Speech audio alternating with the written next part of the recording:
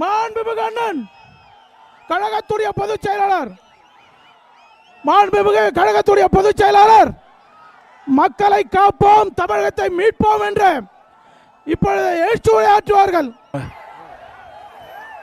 பொன்மனச்சம்மல் புரட்சி தலைவர் எம்ஜிஆர், இதே புரட்சி தலைவி அம்மா இருவரும் தேவைகளை வணங்கி ஆள் போகுது இல்லையா? இல்ல ஒவ்வொரு தடவை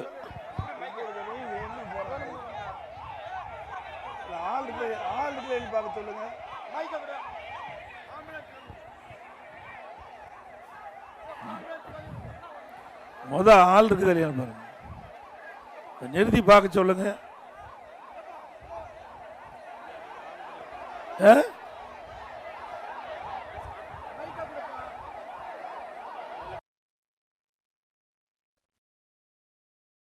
சுட்டு விட்டு கலண்டா பண்ணிட்டு இருக்கிறீங்க. ஏய் நிறுத்துறியா?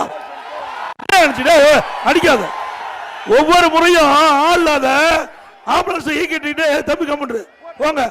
நம்பரை குறிச்சு வச்சுங்க, நம்பர் குறிச்சுக்கீங்க, நம்பரை குறிச்சு போலீஸ் ஸ்டேஷன் கம்ப்ளைண்ட் கொடுங்க. ஏய் தம்பி எதுவும் பண்ணாதீங்க, வேணும்னே கூட்டத்துக்குள்ள கலாட்டா பண்ணிட்டு இருக்கிறீங்க.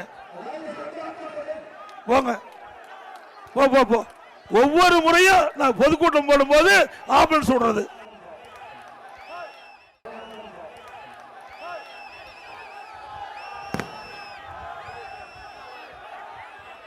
தம்பி விட்டுங்க போட்டோம்.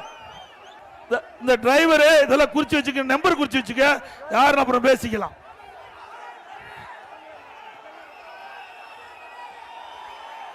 இந்த அணைக்கட்டு சட்டமன்ற தொகுதி அதிமுக கோட்டை.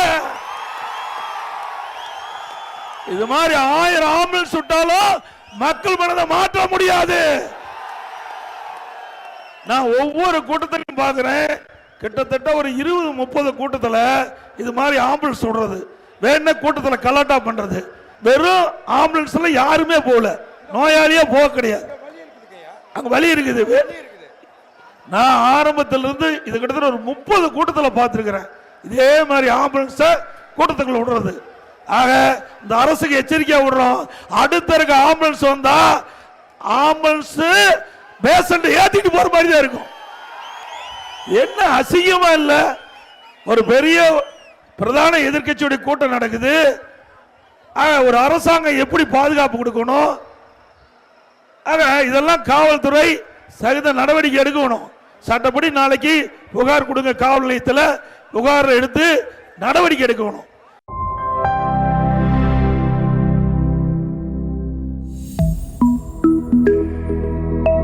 Thank you.